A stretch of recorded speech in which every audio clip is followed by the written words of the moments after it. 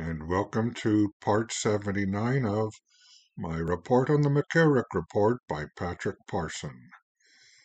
Continuing chapter 22 of the McCarrick Report, where we see decision-making and McCarrick's activity following Pope Benedict XVI's trip to the United States, and Prefect Ray's June 14, 2008 letter to McCarrick, mid-2008 to early 2009, we are now in Part C, McCarrick's responses to the written indications and related Holy See decision-making, August 2008 to June 2009.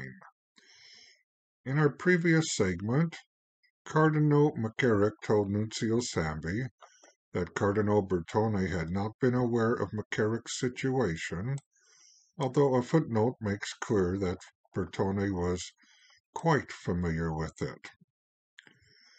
On October 1st of 2008, Cardinal McCarrick sent a letter to Nuncio Sambi with his understanding of the conditions that had been placed upon him. Point: McCarrick must live in a parish in accord with the concurrence of the Archbishop. Point: he should try to cancel the commitments he has made for the year. Point: he may take no new commitments without explicit approval from the Holy See, that being the Congregation of Bishops. And point: McCarrick is not allowed to travel to Rome, which means he should not attend meetings of APSA, that is, the Patrimony of the Apostolic See, the Pontifical Council for Christian Unity, or the Post-Synodal Council for America, although he will attend Vatican meetings with Islamic representatives and the Catholic Jewish meeting in Budapest, both scheduled in November. McCarrick also said he intended to, quote, appeal to the Holy Father against these denials and against the exclusion from coming to Rome to pray, to visit my titular church, and to be in the presence of the Holy Father at an audience, unquote.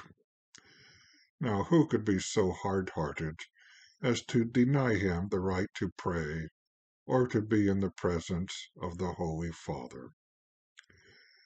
Nuncio Sambi sent a response to McCarrick on October 3rd, essentially agreeing with what McCarrick had said in his letter.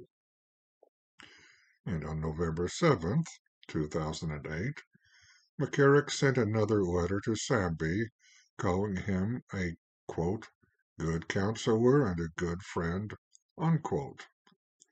McCarrick said he would move to a different residence as soon as it could be organized. He also asked Sambi to review a draft letter McCarrick planned to send to Cardinal Ray, and that he, McCarrick, planned to appeal to Pope Benedict XVI regarding the limitations on his activities. McCarrick's letter to Cardinal Ray arrived at the Congregation for Bishops on October 13.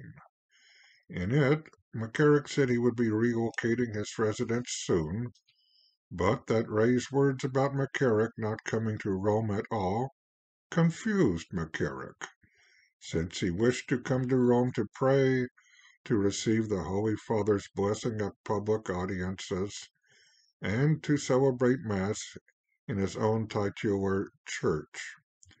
And a titular church, by the way, is a church in Rome that is assigned to a cardinal.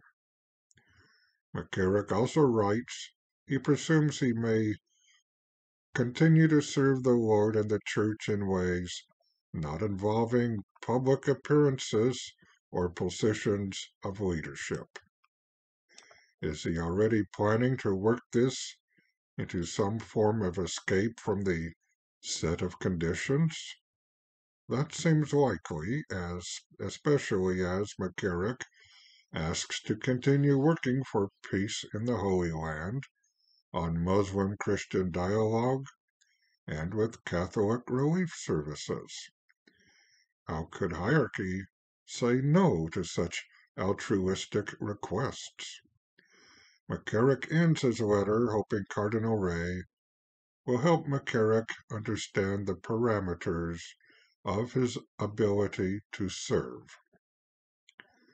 McCarrick also sent a letter to Nuncio Samby asking whether he should accept an invitation to attend the 6th World Meeting of Families in Mexico City in January 2009.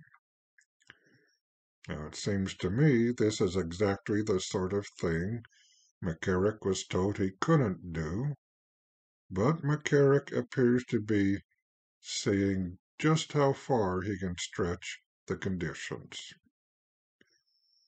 Most of us are like that in some ways in our relationships with God. We know what is right and what is wrong, but too often we try to stretch our actions beyond what he wishes of us.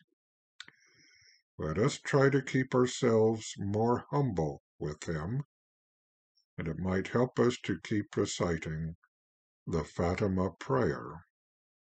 O my Jesus, forgive us our sins, save us from the fires of hell, and lead all souls to heaven, especially those in most need of thy mercy.